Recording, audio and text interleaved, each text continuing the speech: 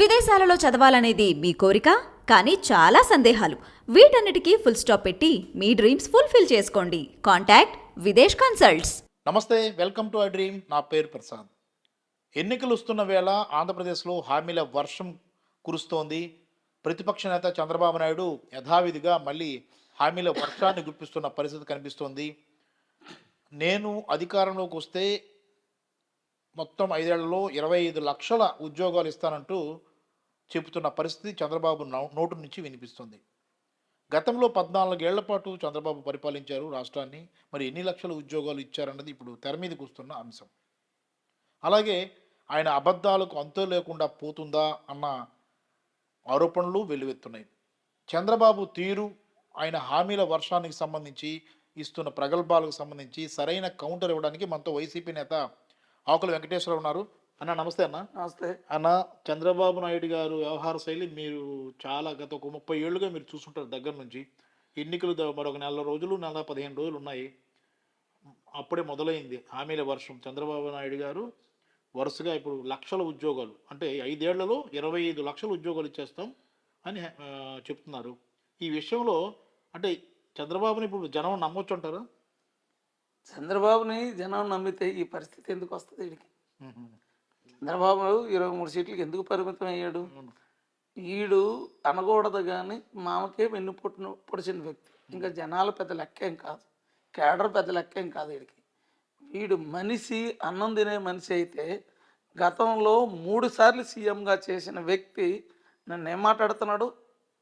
సంవత్సరానికి 4 లక్షల ఉద్యోగాలు ఇస్తానని చెప్పేసి ప్రగల్భాలు పలుకుతున్నాడు. వీడి నోరా లేదంటే పెంట నాకు అర్థం అవట్లే.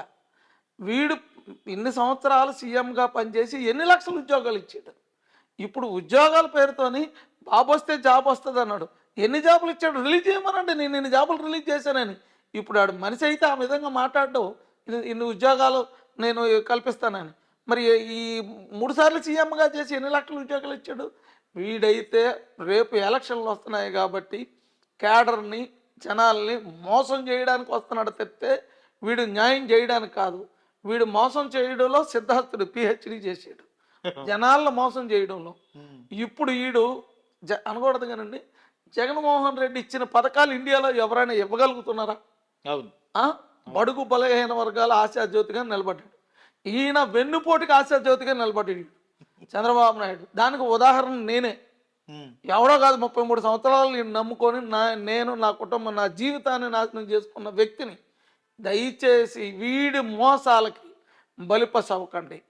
కేడర్కి జగన్మోహన్ రెడ్డి ఉన్న డైరెక్టర్లు అన్ని ఫుల్ఫిల్ చేసిన వ్యక్తి జగన్మోహన్ రెడ్డి. కేడర్ని నమ్ముకున్న వ్యక్తులందరికీ న్యాయం చేశాడు. వీడేం చేశాడు? వెన్నుపోటు పొడిసి కేడర్ను వాడుకొని వీడు ఏ రోజైనా డైరెక్టర్లు ఫుల్ఫిల్గా అన్ని రిలీజ్ చేసాడు. నామినేటెడ్ పోస్టులు. వీడు చైర్మన్లు వీడు కొడుకు అమ్ముకు దెంగడంలో సిద్ధాస్తులు. ఎవడు డబ్బులుంటే వాడికే ఇచ్చారు తప్పితే కేడర్కి నేనుగో ఈ కింద స్థాయి కేడర్కి నేను ఈ నామినేటెడ్ పోస్ట్ ఇచ్చాను, ఈ డైరెక్టర్ పోస్ట్ ఇచ్చాను చెప్పే దమ్ము ధైర్యం వీడికి ఉందా? తెలుగుదేశం కేడర్కి నేను ఒకటే విన్నవించుకుంటున్నా, దయచేసి వీడు మోసాలకి, వీడు మాయ మాటలకి నమ్మి మీరు రెచ్చిపోతే మీరే నష్టపోతారు. ఆలోచించుకోండి. ఎందుకంటే ఆడు సింగిల్ గన్మ్యాన్ నుంచి ఆడి కారులో తిరిగిన వ్యక్తిగా చెప్తున్నా. నేను ఎంత పతనమైపోయానో ఉదాహరణకి నేనే, నా కుటుంబం. వీడిని దయచేసి నమ్ముకొని మీరు వీధుల పాలు అవ్వకండి. వీధుల పాలే. ఎందుకంటే వీడు ఎంత మోసగాడో నేను దగ్గరుండి కల్లారా చూసిన వ్యక్తిని. అన్న ఇంకో పాయింట్ అన్నా, ఇప్పుడు మొన్న వరుస అరెస్టులు అయిన తర్వాత జైలుకి వెళ్ళి వచ్చారు. జైలుకి వెళ్ళి వచ్చిన తర్వాత బెయిల్ వచ్చే విషయంలో ఆయన ఏం చెప్పారంటే అనారోగ్య సమస్యలని కోర్టు దృష్టికి తీసుకెళ్ళారు. ఇప్పుడు బయటకు వచ్చిన తర్వాత ఆయన వ్యవహార శైలి మీరు చూస్తున్నారు కదా, చాలా యాక్టివ్గా ఉన్నారు. ఆయన బ్రహ్మాండంగా మాట్లాడుతున్నాడు, విమర్శలు చేస్తున్నాడు, అరుస్తున్నాడు, ఇవన్నీ చేస్తున్నాడు. అంటే అటు కోర్టులకి అనారోగ్యం పేరుతో చెప్పి బయటికి బెయిల్ తీసుకురావడం ఒకటైతే, అనారోగ్యం అని చెప్పి ఇన్ని డ్రామాలు వేసిన చంద్రబాబు ప్రజలను కూడా మోసం తెచ్చినట్లుగా మనం భావించాలా? న్యాయ వ్యవస్థనే మోసం చేసిన వ్యక్తి. న్యాయ వ్యవస్థనే ఆరోగ్యం బాగోలేదని బెయిల్ తీసుకొని ఈరోజు విచ్చలవిడిగా తిరుగుతూ, రెచ్చిపోతూ, ఊగిపోతూ వీడు ప్రసంగాలు ఇస్తున్నాడు, జనాలను మోసం చేస్తున్నాడు. మెయిన్ జనాల్ని జనాలను మాయ చేసి బుట్టలో వేసుకోవాలని చూస్తున్నాడు. కానీ నీ పప్పులు ఇక సాగవు. ఎందుకంటే కేడర్కి ఆల్రెడీ నువ్వెంత సిద్ధాస్తుడు అర్థమైపోయింది కాబట్టి ఈరోజు నువ్వు జైలుకి వెళ్ళినా ఎవరు ధర్నాలు గిర్నాలు ఏమీ చేయకుండా యాక్చువల్గా నువ్వే కరెక్ట్ సిద్ధాస్తుడు అయితే జైలుకి వెళ్ళేందుకు ఎంత అల్లకల్లోలం అవ్వాలా. లాస్ట్కి నీ పరిస్థితి ఏమైంది తెలియనా, పవన్ కళ్యాణ్ గారు సంకనాకోవాల్సిన పరిస్థితి ఏర్పడింది. నీకే అంత స్టామినా ఉంటే 3 సార్లు సీఎంగా చేసినోడివి నువ్వు పవన్ కళ్యాణ్ సంఖ్య నాకుతున్నావు. అదే జగన్మోహన్ రెడ్డి సింగిల్గా ఇప్పుడు మా పులి వస్తుంది, రేపు ఎలక్షన్లో మా పులి గురించి మా ప్రాణాలు ఇవ్వడానికైనా సిద్ధం, ఆయన ఇట్టి పరిస్థితుల్లో సీఎం చేసి తీరుతాం. నీలాంటి దరిద్రుడిని సీఎం చేసి సంకనాకు పోయాం. నీలాంటి దరిద్రుడి వల్ల మా కుటుంబాలు కోల్పోయాం. నువ్వు ఏ మనిషికి నువ్వు అట్టడుగు స్థాయి వర్గంలో ఉన్నోడికి నువ్వు ఎవరిని ఎమ్మెల్యేని చేసావురా, ఎవరిని ఎమ్మెల్సీని చేసావు? నువ్వు డబ్బులున్న వాళ్ళకి తప్పితే నీ కొడుకు వచ్చిన తర్వాత నీ పార్టీ పతనావస్థకి వెళ్ళిపోయింది. తెలంగాణలో సంకనాకు పోయింది, ఇక్కడ కూడా సంకనాకు పోతుందనే ఉద్దేశంతో నీ కొడుకుని ఇంట్లో దాచావు. నీ కొడుకుని ఇంట్లో దాయాల్సిన పరిస్థితి ఎందుకు వచ్చిందిరా? నీ కొడుకు అయితే సక్కనైనోడా, ఎంత మోసగాడో నేను దగ్గరుండి చూసిన వ్యక్తిని. అన్న ఇంకో పాయింట్ అన్న, ఇప్పుడు టికెట్ల విషయం అనేది మీరు అన్నారు కాబట్టి నేను ప్రస్తావిస్తున్నాను. వైసీపీ టికెట్లు ఆల్రెడీ చాలా త్వరగా ఇచ్చేస్తుంది. చాలామంది ఎక్కువ బీసీ వర్గాలు, ఎస్సీ, దళిత అలాగే మైనారిటీ వర్గాలకు సంబంధించిన వాళ్ళకి టికెట్లు ఇస్తున్నట్టుగా మనకి అర్థమైపోతుంది. తెలుగుదేశం పార్టీకి సంబంధించి చంద్రబాబు నాయుడు టికెట్లు ఇంక ఇవ్వకుండా ఎందుకు దాగుడు మూతలు ఆడుతున్నాడు అంటే, ఆ బీసీలకు ఇవ్వలేక, బీసీలు అంటే కింద స్థాయి వర్గాలకు టికెట్లు ఇవ్వలేక, ఎస్సీ ఎస్టీకి ఇవ్వలేక, ఎందుకంటే వీడు వాళ్ళ పక్కన కూర్చోబెట్టుకోలేడు, అసహ్యం వాడికి. కింద స్థాయి వర్గం బీసీలు, ఎస్సీలు, ఎస్టీ అంటే అసహ్యం. గతంలో అన్నాడు కూడా, అవును అన్నాడు. అది ఇప్పుడు నిరూపించుకుంటాడు. ఎందుకంటే ఇప్పుడు పవన్ కళ్యాణ్తో వీడి ముందు పొత్తులు సక్రమంగా వెళ్ళమను. వీడు పవన్ కళ్యాణ్ సంఘటన పొత్తులు సక్రమంగా వీడు వెళ్తే వీడి జాతకం బయటపడుతుంది. అవును. ఇప్పుడు జగన్మోహన్ రెడ్డి గెలుపు గుర్రాలు తయారు చేసి కథన రంగంలో వదిలేడు. అవును.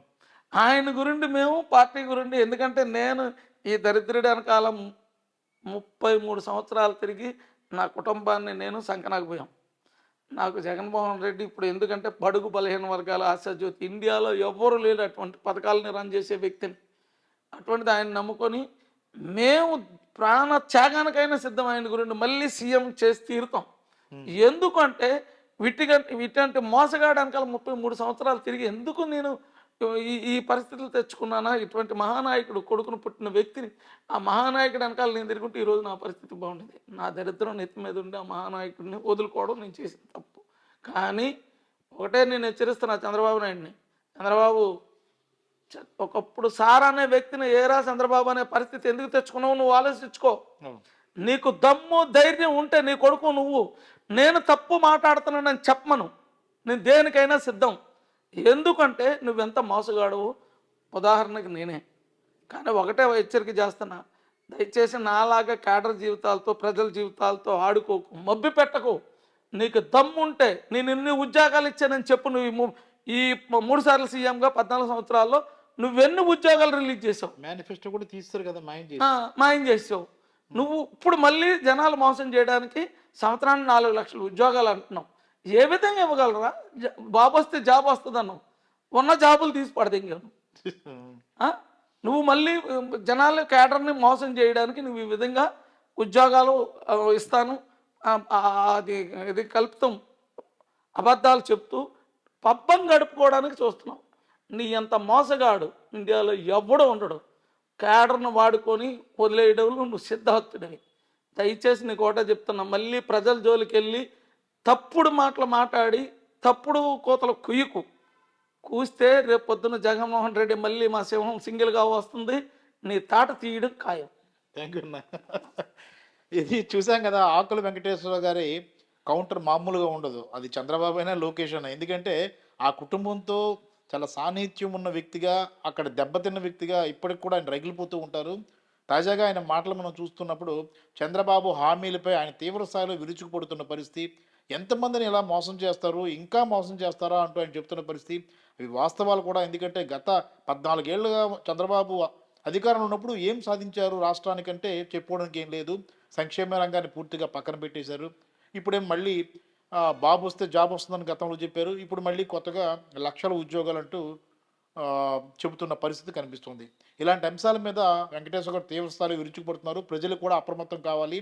ఇలాంటి ఎన్నికల సమయంలో హామీలు ఇవ్వడం, తర్వాత మేనిఫెస్టోను పూర్తిగా కనిపించకుండా దాచేయడం లాంటి ఈ పనులు చేసే తెలుగుదేశం పార్టీని నమ్మితే ఈసారి ఖచ్చితంగా ప్రజలు మోసపోతారు.